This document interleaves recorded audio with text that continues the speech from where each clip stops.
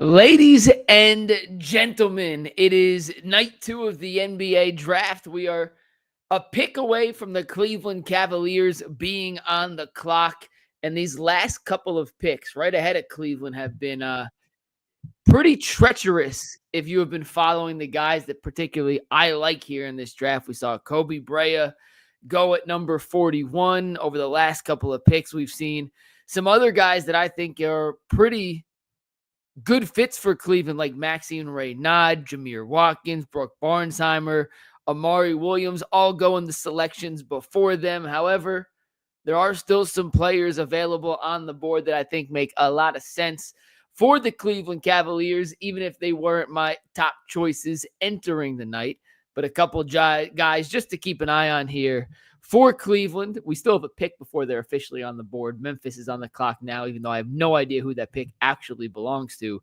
But guys like John Tonje from Wisconsin, Eric Dixon from Villanova, Vlad Golden, the big man from Michigan, Victor Lankin, the center from Clemson, Hunter Salas, a do-it-all guard from Wake Forest, Ryan Nembhard, the younger brother of Andrew Nembhard, the point guard from Gonzaga, Jackson Robinson from Kentucky, Bryce Williams from Nebraska, Will Richard from Florida, all a couple names that I think have at least some sort of interest here. Janai Broom went off the clock earlier. He was a player that was mocked to Cleveland. He got taken with the 35th pick in the draft. But guys, it has been an up and down second round. After the first few picks, I was feeling pretty good about the Cavs' chances to land one of the top 3 targets on my round 2 wish list for Cleveland. And as the night went on and on and on, those guys got fewer and further between. The deputy commissioner's on the clock right now announcing Memphis's pick. And with the 48th pick, Memphis took Javon Small out of West Virginia, which means the Cavaliers are officially on the clock. According to ESPN, now this is just one prospect ranking list. The best players available right now for the Cavaliers are Alex Tuhi, the forward out of Australia, John Tonje, the guard/forward out of Wisconsin, Tyrese Proctor, the de facto point guard for the Duke Blue Devils this season, Eric Dixon, the undersized center from Villanova, and Vladislav Golden, the anything but undersized center from Michigan. A couple other guys like I just mentioned. I really like Hunter Salas, but I feel like that'd be a reach at this point.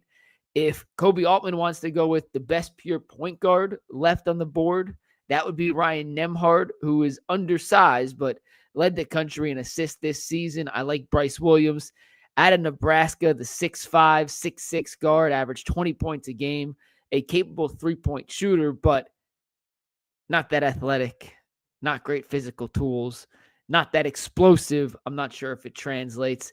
If it was up to me, I would go personally with John Tonje or Vlad Golden. Those would be the 2 guys I prefer here with the 49th pick, but Kobe Altman does a lot of different things that we can use to predict who this pick will be. Of the 12 second-round picks that Kobe Altman's made as the general manager, or technically director of basketball operations of the Cleveland Cavaliers, of those 12 picks, 8 have been guys that worked out for the Cavs. Only 4 have been guys that they didn't work out in the pre-draft process. So if you want to follow that trend, you can narrow down the list a little bit. But if it was me with 2 minutes and 50 seconds on the clock, I think I would make John Tonje, the guard out of Wisconsin, who had an incredible game in the NCAA tournament. I believe he scored 40-something points in the NCAA tournament. Maybe just shy, but he's 6'5", 215, a solidly built wing, aggressive. He's 24 years old, so he's older. Not sure what his ceiling is, but he did shoot 39% from 3, and he did score 41 points against Arizona in one of the highest scoring marks of the entire collegiate season. ESPN says the pick is in. As soon as I see the deputy commissioner take to the stage, I'm going to turn the volume up so I can hear who the selection is. Tonje, by the way, Jay Billis' 3rd-ranked prospect on the board. Hunter Salas, another guy I mentioned, his 6th-ranked prospect. Ryan Nembhard, his 8th-ranked prospect. If you see me looking this way, that's because my TV is over in that corner. So it's not that I am distracted by myself. I'm just trying to figure out what is going on and who the Cleveland Cavaliers will pick. The Cavs also have the 58th pick in this draft. I'm surprised they didn't use those two picks to try and move up. We saw Phoenix, we saw the Lakers, we saw a couple teams, Orlando packaged 4 second-round picks to move way up in the draft. I was curious if Cleveland was in on some of those discussions and just decided not to pull the trigger. But seeing the players available right now versus some of the players who were available at 41, 42, 43, in the high 30s, which is where some of those other teams were able to trade up to, I'm a bit surprised that at least they did it. And here's the Cavs selection. The Cavs have selected Tyrese Proctor, the guard out of Duke, with the 49th selection in the NBA draft. I'm going to read you guys the ESPN scouting report on Tyrese Proctor. He was the 43rd overall ranked prospect in this draft, according to the ESPN draft analysis page. The strengths, according to Proctor, who is a 6'4", 185-pound guard. Proctor is a sweet shooting guard who played multiple roles at the college level, showcasing his ability to function on and off the ball. Weaknesses: with a thin frame that didn't physically evolve much in college and average physical tools, he has long lacked a degree of assertiveness and physicality on both ends, especially in high-stakes moments. The verdict, according to ESPN, Proctor's positional size, improvement as a spot-up shooter, and flashes of ability create out of pick and roll across his 3 collegiate seasons are intriguing, but he never quite turned the corner as a true point guard. He will have to add toughness to have a meaningful role off the ball at the NBA level. So there it is, Tyrese Proctor, the guard out of Duke. Better or worse, when I think of Tyrese Proctor, the first thing I think about is in that Final Four game against Houston with the Blue Devils in the lead, Proctor decided to keep the ball for himself instead of passing it on to Con Knipple or Cooper Flagg. He got fouled and he missed a free throw, which then allowed Houston to take the lead and end up winning that game. It's just the last thing I remember from Tyrese Proctor. I did watch a good bit of Duke this season. I always thought Proctor should have been better than he was.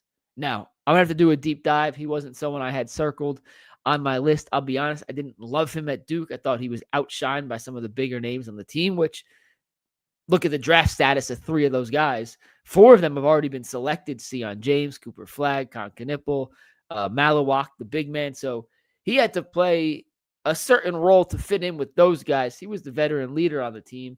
And he's certainly a seasoned prospect, playing 3 years at Duke before coming over to the Cleveland Cavaliers. But he gives them another ball handler, another shooter, a guard with decent size. He's 6'4", but as you heard from ESPN, lacks a little bit of the physicality. So even though he's taller, isn't necessarily the greatest defender. ESPN's given a little highlight package of him right now, and he certainly is a good shooter. Off the dribble, in the pull-up, he's got good feel.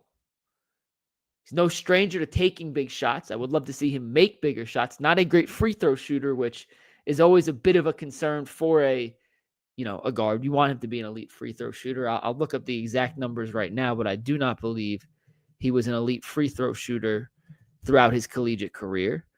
But overall, it wasn't my preferred choice, but I don't think it was a bad choice. For his career, he averaged 10.8 points, 3 rebounds, 3 assists, shot 42% from the floor, 36% from 3, and was 77% from the line. This season, though, just 68% from the line. So that's not nearly good enough to make it as a lead guard in the NBA from the free throw line. But for his career, 77%. His 2 seasons prior, he was 87, 75. This year, 68. But he never shot more than 2 free throw attempts per game for his career, just 1.8 free throw attempts per game. So it's a much smaller, more limited sample size than someone who is a big-time shooter, but not exactly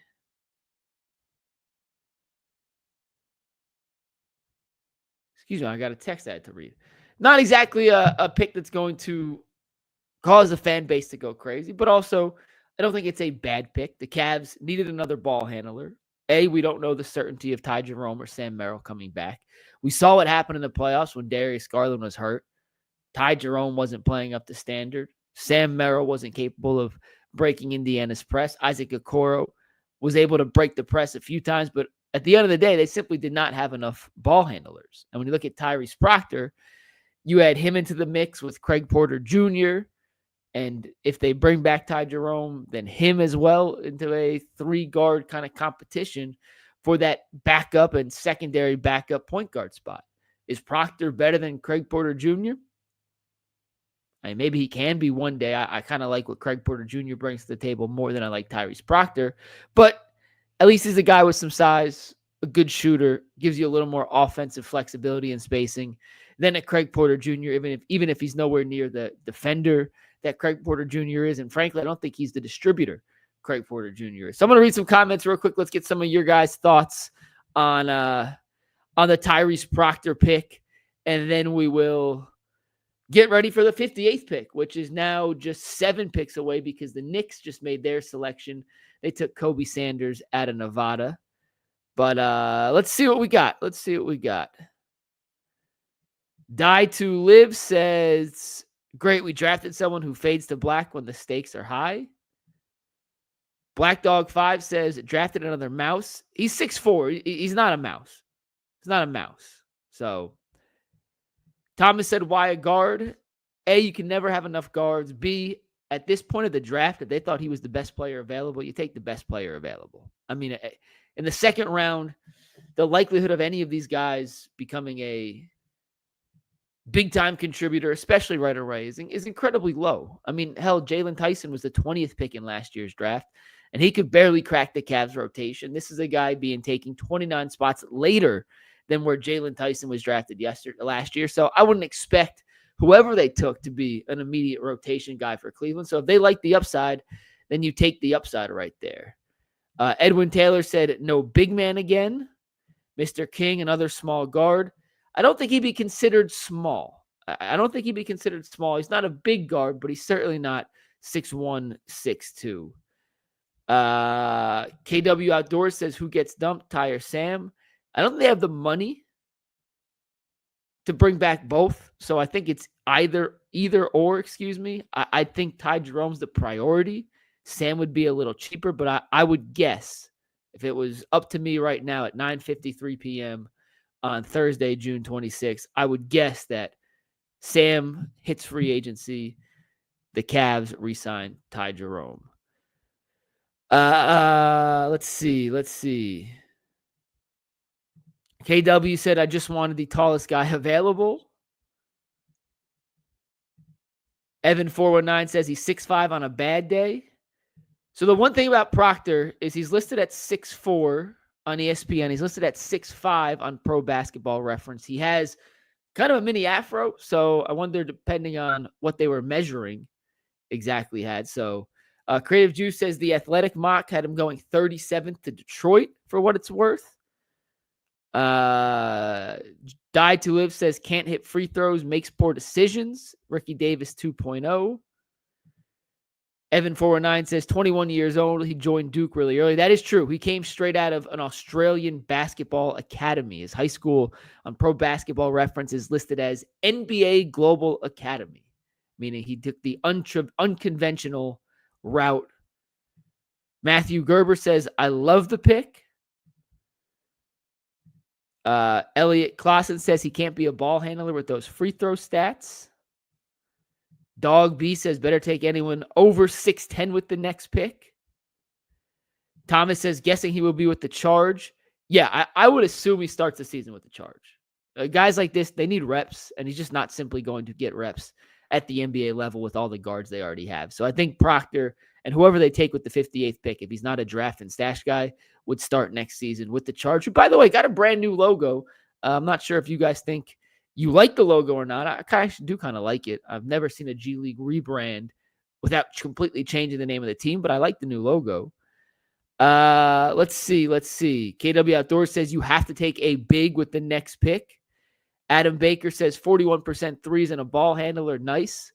Yeah, listen, Proctor can certainly play. Like, make no mistake, this is not a bad player. He was an all-ACC player. He made the all-ACC team this season. He made the all-ACC freshman team 2 years ago. He made the all-ACC tournament team. In his 3 seasons at Duke, he averaged 9.5, 10.5, and 12.5 points per game. He got better each year as a shooter, 32% from 3 as a freshman, 35% as a sophomore, 40.5% this year on 6 attempts per game. He was arguably their second best shooter behind Con Knippel this season. Duke ran a lot of offense for him. They wanted him to be more of a traditional point guard. I still think he's more of an offensive creator than he is a traditional point guard, which is not necessarily a bad thing. And there goes Mo Diawara, the guy I said to circle for Cavs fans. He went to the Los Angeles Clippers with the 51st pick in the draft. He was one of my sleepers. He is officially off the board. The only in Cleveland says I thought he was 6'6". Okay. The NBA has an issue. I legitimately have an issue with how the NBA does this. At the combine, they measure players without shoes. In the actual game programs on ESPN, they list them with shoe height. We just need to standardize this. Pick one or the other. It doesn't matter. If you want to go no shoes, make everyone go no shoes. If you want to go shoes, tell everyone that they have shoes on. It makes no sense that you see some draft guides and previews and scouting reports list them with their combine measurements. In this case, Tyrese Proctor was 6'4" with no shoes on. He's probably 6'5", 6'5 and a half, 6'6" with shoes on and socks. Just pick one. I don't really care which one we pick, but pick one. Rob K says, I don't mind this. Proctor is a tall combo guard with great passing vision who has sharpened his jumper and become an even better defender. Listen, I'm not sure defense is his strength. I'm not sure defense is his strength. He can score. I like his offensive ability, but if you went back and watched Duke last year, teams were kind of hunting Proctor. Now, you could say that's because they had Malawak, 10th overall pick. Con Knippel, 6'7", 4th overall pick. Cooper Flagg, the number 1 overall pick. Sion James, who's a defensive mastermind. They had a lot of really good defensive players on Duke, so maybe he was the least good of the good defenders, but I also don't think he's incredibly athletic. So it doesn't surprise me. It doesn't surprise me. Let's see what else. Jelly Judith says, let's get Vlad too. He's still on the board. Another small guard mismatches in the backcourt. You see, a 6'5" is not small. 6'5" is not small, okay? Is he giant? No. Is he a little skinny? Yes. But he's not small. He's absolutely not small. Ryan Nembhard, who could have potentially been the pick and may still be in play at 58, is sub 6 foot. That's a small guard.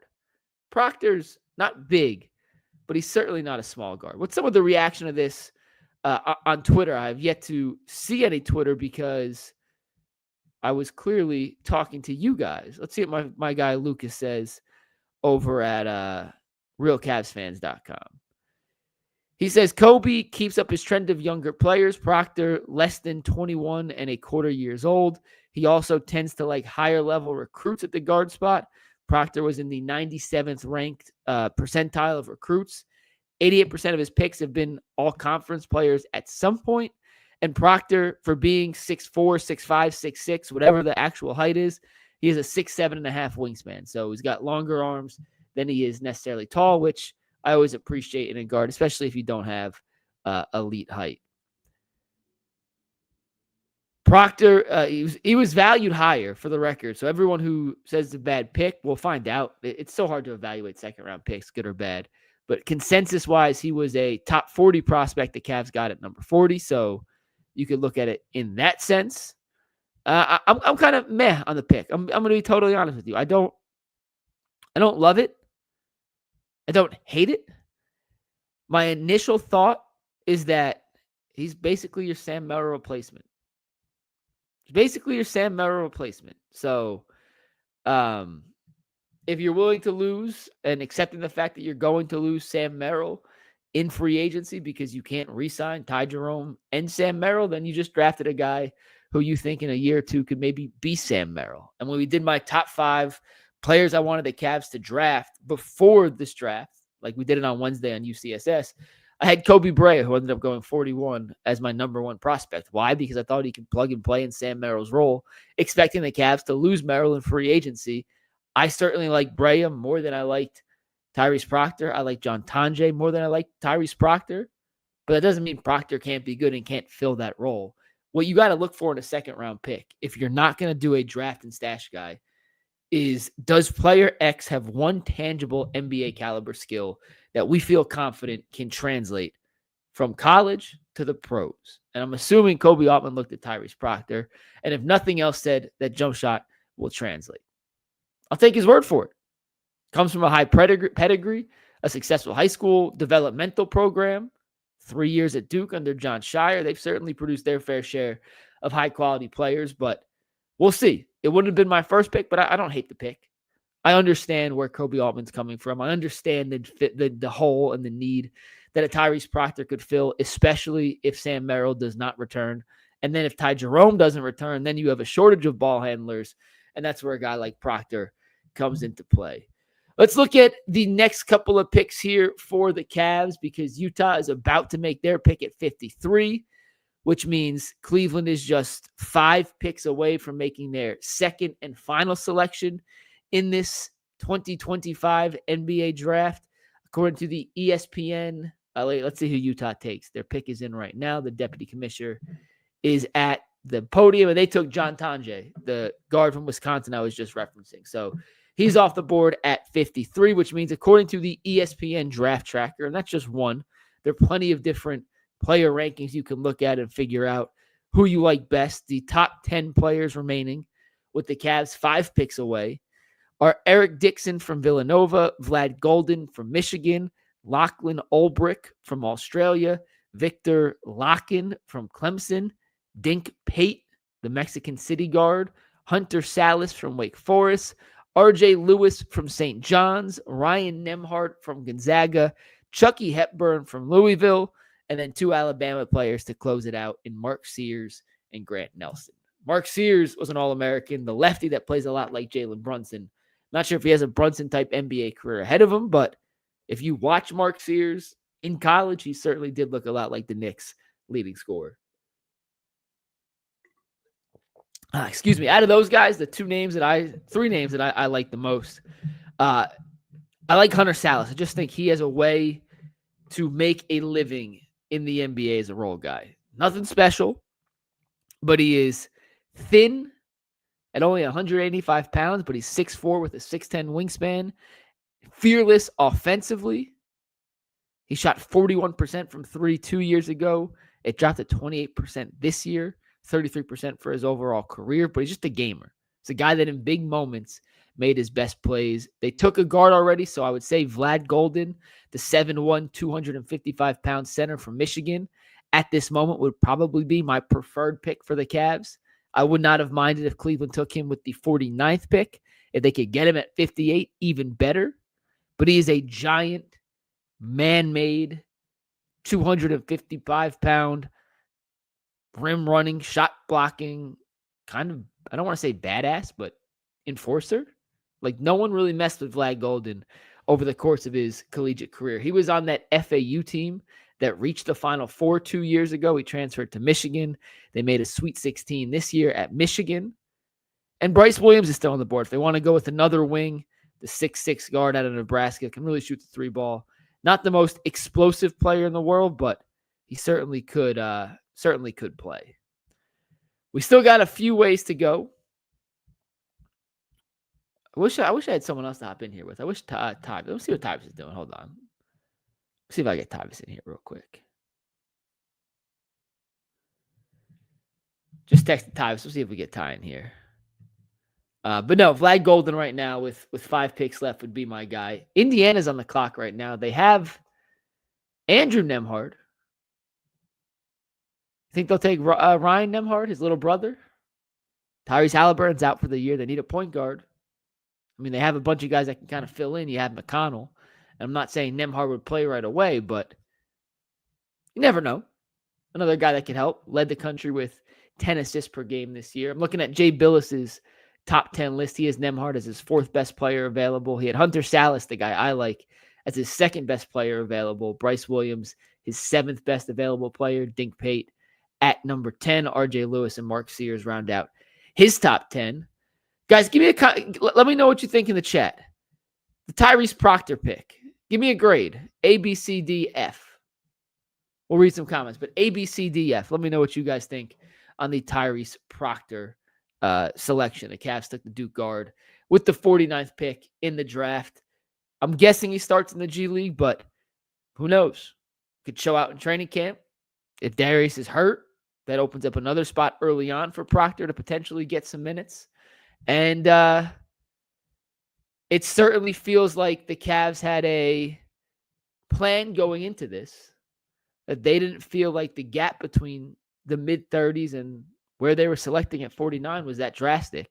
And I guess, purely speculation, I guess that's why they tried not to package their 2 picks and move up in the draft. I am genuinely curious, and I'm sure we'll get a chance to ask Kobe Altman in the coming days, if they had those discussions, if that was something the team in the front office at least discussed as a possibility before taking Tyrese Proctor. Because as I mentioned earlier, we saw Phoenix trade up 2 second-round picks to get up earlier in the draft. We saw Orlando trade 4 second-round picks to move up in the draft. It was up on the table.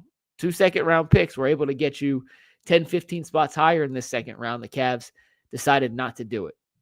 Will it work out? We'll find out. But let's get over some of these Tyrese Proctor grades. Isaac S. says B. Matthew Gerber says B. Mr. King with a D. Chris Lowry with a C. Brian Wessel with the B.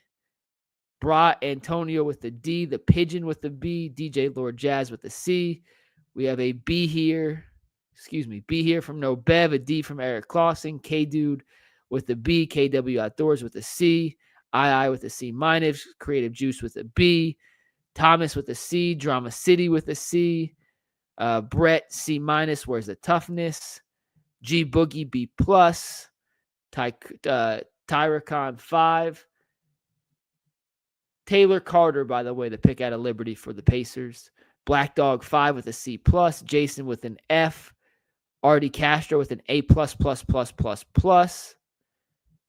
Brett says they said he gets a roster spot. Does that mean a 12-man roster spot or a 15-man roster spot? I don't have the sound on, obviously. So if they said something, I totally missed it. Let me text Luca and ask if I missed what he said. But there is hold on live stream now. Did they say Proctor gets a roster spot or a 2-way? I'll let you know what he said in case I missed it. My guy Luca is on that stuff. He doesn't miss. But yeah, it seems like the consensus from you guys is somewhere in the C plus B minus range. I'll probably give it a B. Like I said, he's a guy that was a little higher in the consensus big board rankings than 49. Dropped a little bit. It's so hard to tell.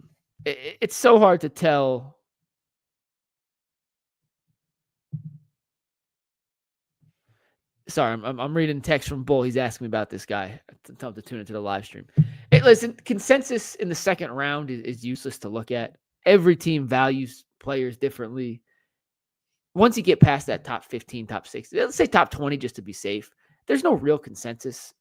It's what teams want. It's skill sets teams want. Kobe Altman, as we mentioned earlier, he likes younger players, high school recruits, guys that were productive in college, specifically guys that have made all-conference teams. Teams value, especially in the second round, certain traits and skill sets and intangible things so much higher than other teams. And there's not a right or wrong way to do it. One of the things that if you could measure, I think would be measured and will be measured and weighted incredibly high is competitiveness. And myself, anyone out there who's not in those individual workouts and those individual interviews, it's so hard to gauge how truly competitive a kind of player is. On the one hand, I hated the fact that Tyrese Proctor did not pass the ball to Con Knipple or Cooper Flagg in that Final Four game against Houston, decided to take it into his own hands. He missed the free throw. But at the same time, I kind of love the fact that he had the balls to be like, this dude's going to be the first overall pick in the draft. This guy's going to be a lottery pick. No, I'm the one. I'm the veteran. I'm the leader. I'm the one that should be taking these free throws. It obviously backfired, but on the one hand, I kind of like that irrational confidence. Now, if he does that in an NBA game when Donovan and Darius and Evan and those guys are the ones he's turning down, then I'll rip my hair out and go absolutely bananas. But I kind of like the move in college, even if it's in a Final Four game and it backfired. I like the irrational confidence from a second-round guy. It shows a little bit of extra competitiveness that, you may not get an insight to without those little moments. So Tyrese Proctor's the pick. I give it a B. It's not overly exciting. It wouldn't be who I would have taken, but I understand the vision. I understand the reasoning. If you think of it as a long-term Sam Merrill replacement, I think you could talk yourself into it. Merrill was listed at 6'4". Proctor is taller than Merrill.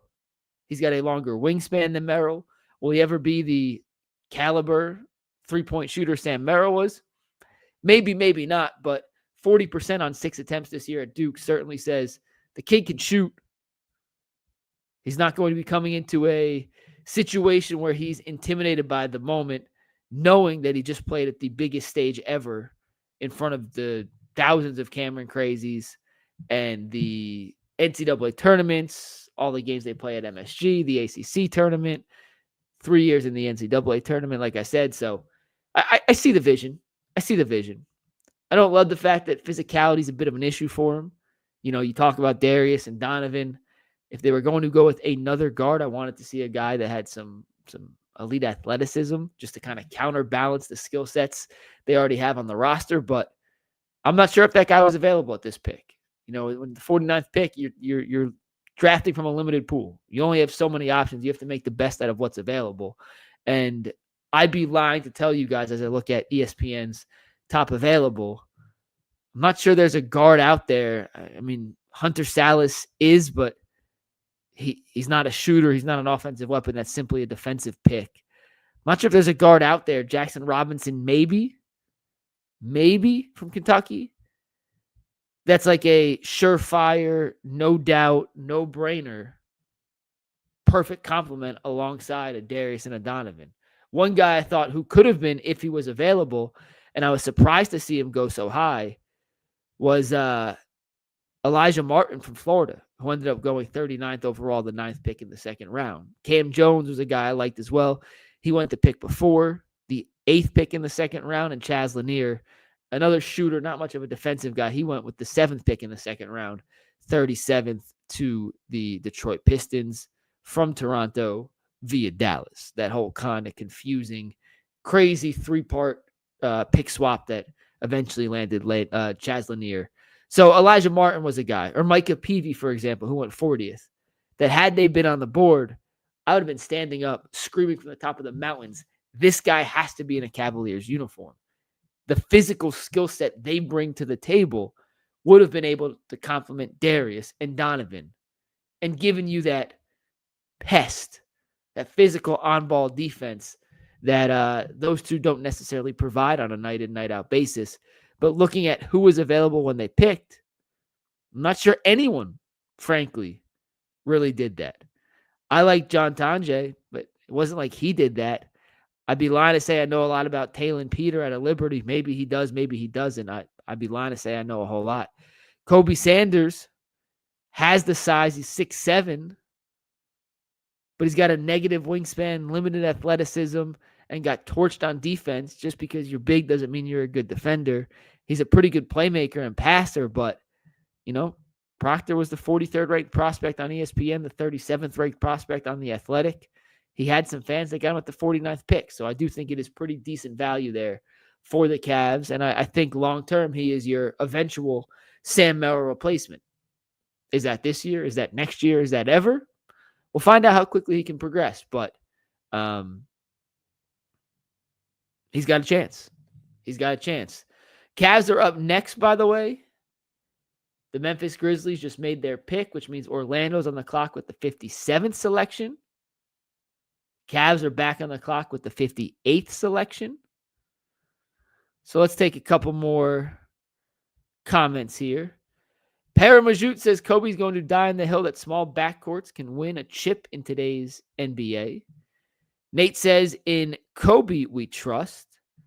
Die to Live says, we need more three-point shooters. OKC and the Pacers are a blueprint for building roster and style of play. Well, if three-point shooting is your concern, then that is absolutely a pick that you should be in favor of. Wade Pryor says, nice pick. Let's go. Let's see. Never Bloom says, who do you want to see the Cavs take at 58? Vlad Golden right now would be my pick. Adam Baker, I agree. Vlad time, big backup. That is who I would go with right now of the best available players. He's in the top 3 on just about every board you look at. I would have liked him at 49. Like if he was the guy that took at 49, I would have been absolutely 1,000% on board and said, I like that pick. And if you give him at 58, even better. Him and Hunter Salas would be the 2 guys that if I was making the selection, if I was the president of basketball operations of the Cleveland Cavaliers, that is who I would target with this 58 pick, depending on who Memphis and Orlando eventually take. I can't believe Memphis's pick isn't in yet. They keep saying it's in. I keep getting the alert. The pick is in. And they keep not announcing it. It was stupid we had a second day of the draft anyway. Like, let's be honest, guys. In the comments, let me know, do you like the second day of the draft? Should this have just been a one-night event? We have just gotten all 60 picks, first round and second round done in one night. They made it a 2-round event last year to accommodate Bronny James because they knew they had a name that would drive second-round ratings. I don't think the ratings this year are going to be anywhere near what we saw last year when Bronny James went, was it the 53rd pick, the 55th pick to the Lakers?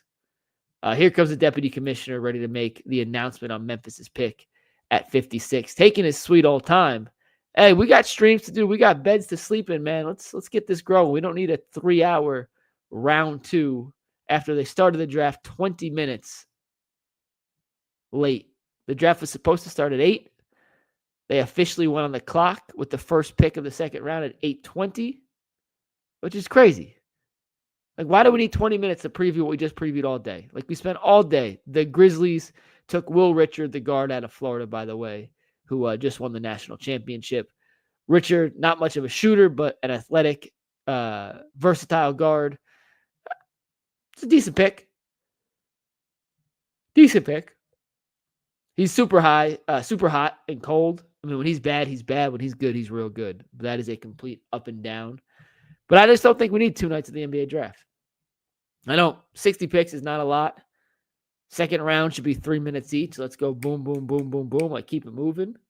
And we should be able to knock this out in one night. I understand why they did it last year. The Bronny James phenomena gave them crazy numbers. But, I mean, let's be honest. There's no Bronny James in the second round of this draft. Do you think anyone's getting excited to find out where Eric Dixon, of all people, go? Or R.J. Lewis Jr.?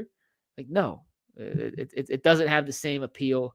It doesn't have the same swag. It doesn't have the same intrigue from a national audience. So Orlando's on the clock right now. Even though I believe this pick ends up going to the Boston Celtics. Another thing, I'm going to complain for a second while I wait for the Cavs to get on the clock. Can ESPN just change the name of who's picking to the team that's actually picking? Like, Orlando traded those 4 second-round picks to move up to 32. Boston got those 4 second-round picks. So this is truly Boston's pick, even though it's technically Orlando's selection. This player will be going into the Boston system. Why can't ESPN just update it to put Boston on the board? And for these guys who are in the green room, who go up and shake the deputy commissioner's hand, and yesterday who shake Adam Silver's hand, why do we ruin the moment by having them wear a hat that they know they're not going to play for? Like, for example, Malawak, the 10th pick in last night's draft, took a picture of a Houston Rockets hat. That pick was traded to the Phoenix Suns. The Phoenix Suns made that pick. Malawak should be taking that picture in a Phoenix Suns hat. The NFL draft does it. Why in the world can't the NBA figure that out? It shouldn't be that complicated. It shouldn't be that hard. It's not like it's a rocket science. If we can figure it out on Twitter and we can change it on ESPN.com, is it really that hard to change it on the ESPN graphics, the Chiron machine? Listen, never worked for ESPN. I've never done a live draft, so maybe it is. Maybe I'm talking out of my ass. I have no idea.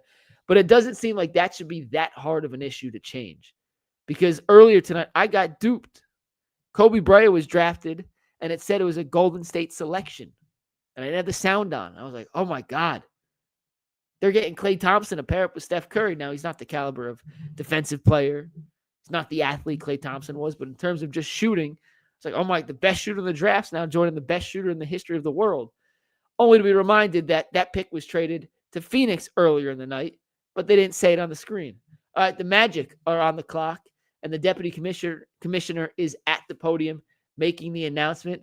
With the 57th pick in the draft, the Orlando Magic have selected, drum roll please, Max Shulga out of VCU, another guy I thought would have been a good pick if the Cavs are looking for a bigger guard. It's a little bit of offensive prowess. He was the A-10 player of the year this year. But that means the Cavs are on the clock. Guys, drop in the comments, who do you want the Cavs to take with the 58th pick? I want Vlad Golden. I'm planting my flag officially on Vlad Golden Island. He is, in my opinion, not only the best player available, but he fills a need for this Cleveland Cavaliers roster. They need a backup big. I'm over the Dean Wade, DeAndre Hunter as my backup big experiment. Let's get a real 7-footer with a little bit of physicality who can give Evan and Jarrett some spot minutes if needed. I love Tristan Thompson. Great guy to have in a locker room, but you cannot count on Tristan Thompson to play minutes in valuable games. And I'm not saying that if they take Vlad Golden or if they take any center here, that player will be able to step up early in his career and play in these big-time moments. But you have to start developing him at some point. And it feels like this season, if the Cavs are as good as we think they can be again, they're going to be in a lot of blowouts, which means a lot of fourth quarter minutes to go around for a young rookie, a backup big, something this roster just currently doesn't have. I'm going to read you the Vlad Golden measurables again, because I am just going to try and speak this into existence. What did LeVar Ball say? I'm going to speak it into existence. Well, I am going to speak Vlad Golden into experience. I keep seeing some people say Eric Dixon. So Eric Dixon did work out for the Cavs. He was the leading scorer in all of college basketball last season. He's listed at 6'8", 260. My question to the people who want Eric Dixon: how many guys that play with their back to the basket as a low post center who aren't really three-point shooters succeeded in the league at 6'8"? It is so rare. It is so few and far between. And he's not a great defensive player. He's kind of heavy-footed. Can he succeed? Maybe. Like, he's a really, really talented offensive scorer. But being a 6'8" offensive scorer in the Big East is a lot different than being a 6'8" offensive scorer in the NBA. The ESPN ticker says the Cavs pick is in. It is a matter of seconds now until we get who that selection is. Who that selection is. But the pick is in. The Cavs did not use their entire clock to make this selection, which tells me they had a guy circled. That guy was available. And the Cavs are going to get the guy they wanted with the 58th pick. We'll find out who that is any second now as we wait to see the deputy commissioner come back on screen to announce the pick. But some of the options: Eric Dixon, Vlad Golden, Victor Locken, Dink Pate, Hunter Salas, Ryan Nembhard, all options for Cleveland right now. I'm planting my flag on Vlad Golden Island. I am not getting off Vlad Golden Island. Wine and Golden. I like that. Black Dog 5. That is a very, very, very catchy nickname there. DJ Newell says, I'll trade Garland for Suggs and Anthony Black. That is off the table. Not going to happen anymore. So we could, unfortunately, drop any trade rumors. It's not. The Darius trade ain't coming right now, especially for Suggs. So let's see who they take. This is the longest pick is in of all time. We are waiting anxiously. We've been live streaming now for 45 minutes of me talking to myself. I appreciate you guys for tuning in. We got 750 people in here right now for a round 2 live draft stream. Hopefully, I was able to give you guys some information that will make you smarter at the water cooler tomorrow when we are asking, or when you are asked what they think about the Cavs' second-round picks. We are still waiting for this selection to come in. I want Vlad Golden. I'm going to die on the hill. He's not as talented as an overall player as Eric Dixon, but I don't think Eric Dixon brings something to the table that the Cavs particularly need. They don't need a low post, throw it in, get out the way, score. And I'm not sure guys at 6'8" translate. I'm sorry. I just don't think 6'8" centers work in today's NBA. You go back to like DeJuan Blair, like great college players, not great NBA players. Vlad Golden may not have the ceiling, but he certainly has the upside. And here's the deputy commissioner. So I'm going to turn the sound up on my TV. Stand by.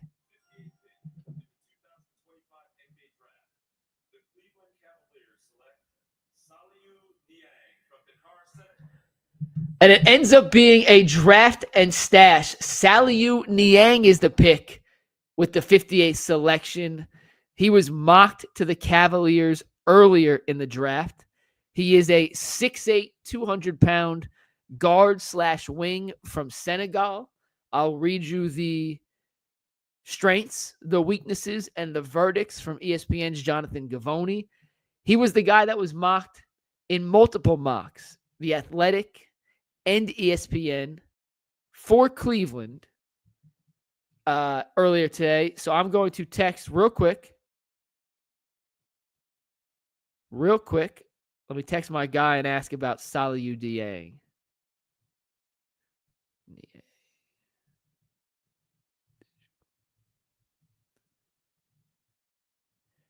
All right. According to ESPN, the strengths and weaknesses of Saliu Niang, the Cavs' new draft and stash wing.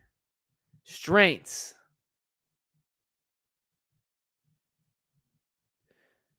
One of my Western Conference guys said I've never heard of him before. Well, that's a great start.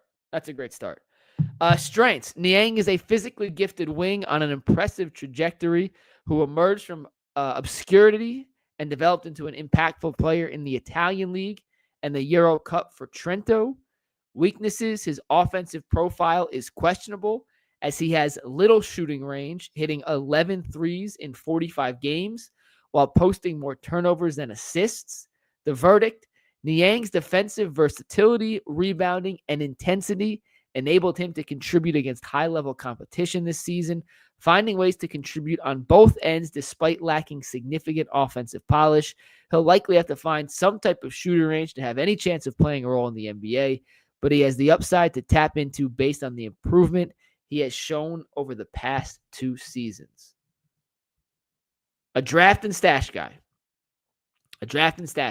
which frankly was to be expected.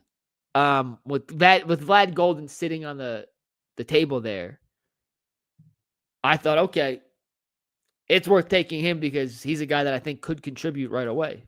Not a big role, but 10 minutes a game, fill a few minutes of foul trouble if needed.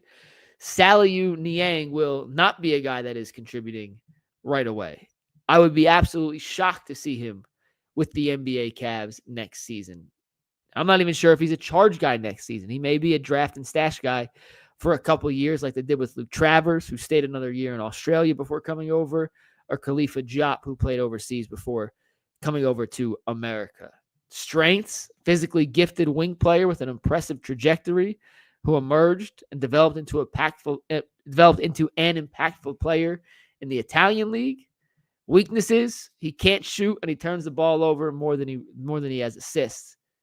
Versatility, rebounding, intensity, high energy guy. Allowed him to play, but that's about all I got. I'll be totally honest. I knew he was a possibility, but the general consensus on Saliu Niang is he is 2, 3, 4 years away from being anywhere near an NBA contributor. He's young. I mean, he's really young. According to ESPN, that did not take me where I wanted to take me. Let me do a Saliu Niang real quick.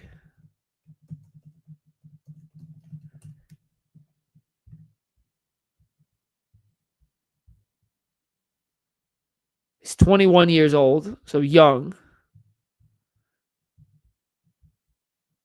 He's projected second-round pick, so I mean, he's in that territory. I don't have a lot of thoughts on Sally Niang, I'll be honest. I wanted Vlad Golden.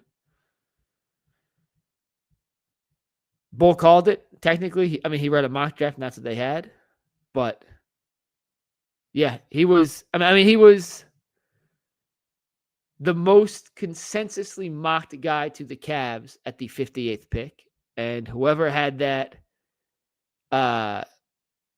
information was clearly right, because The Athletic, Jonathan Givony of ESPN, they all had Sally Niang as the guy for the Cavs at 58. I see a lot of people in the chat upset with the pick.